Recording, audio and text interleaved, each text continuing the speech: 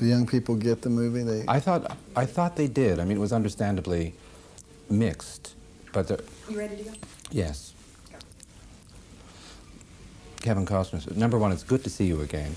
I just started to tell you that I sat in Toronto in a packed movie theater, watching Field of Dreams, and as I said to Phil Robinson, you know, there really is a kind of territorial imperative for Canadians about this work. It's difficult not to keep saying Shoeless Joe for those of us who read the book. And because of Phil... Pretty hard for us, too. Is it? Yes. Why the change? What's the marketing, research? Marketing. Well, now we know one of the reasons you got out of that field. Right, exactly. Into a field of dreams. Bunch of know-it-alls.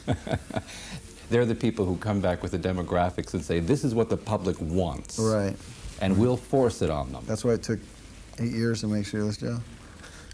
When I was speaking to Phil Robinson, your director and screenwriter, he was explaining reading the book in 1982.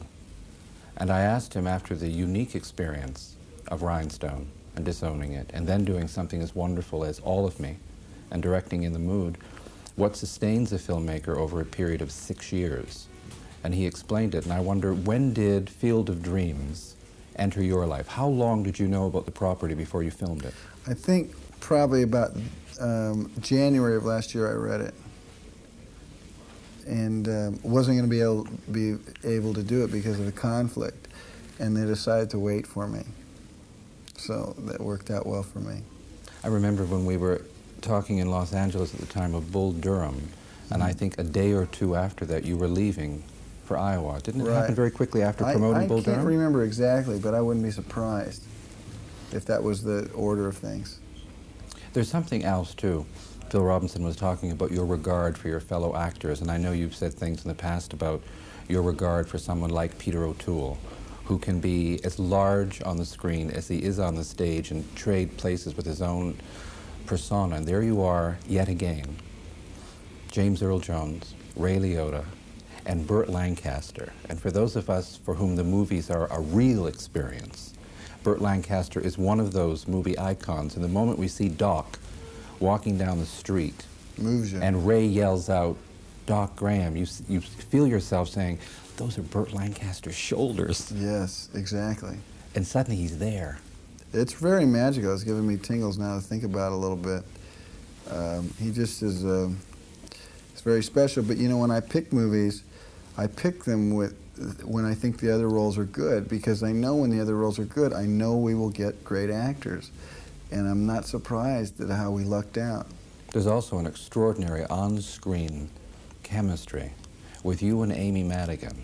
You are a couple. She's feisty. Oh, yeah. But with charm. She never alienates you with her feistiness. Right. It's integrity. She's great. She is absolutely great in the movie. Yeah, we were a couple. I mean, he's probably the kind of relationship where Ray's probably the last 12 years always going, Annie, stop it. You know, he's about the only one that can stop her. You know, because she's feisty. We sit here and talk about Field of Dreams. You have another film on the way called Revenge, with Anthony Quinn. And I was interested because Jim Harrison, the author, spoke in Toronto recently at an authors forum. And he told a story about how he had brought Jack Nicholson together with John Huston, and they wanted to make Revenge. And no studio would finance it because they said John Huston was too old and too ill. And after that, Huston and Nicholson did Preetsy's Honor, Huston did The Dead, and Revenge is Yours with Anthony Quinn. Right. Extraordinary circle. Exactly. Exactly. Tough movie, that movie, too. I gather. Yeah, I mean, the themes of it are very tough. They're very tough. You've done something else very quickly, too. With the film's work that we've talked about over the years, you've made the announcement of your directorial debut with an extraordinary property, Dancing with the Wolves. Is it Lieutenant Dunbar? Lieutenant Dunbar, right.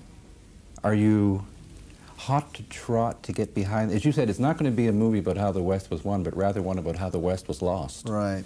I'm keen to do it. There's days when I think I can't, and there's days when I think I can. And so the days I think I can't, I run a lot faster than the days I think I can. It's just a matter of me trying to prepare and make the best movies that can mean something and can stop you when you walk out of the theater.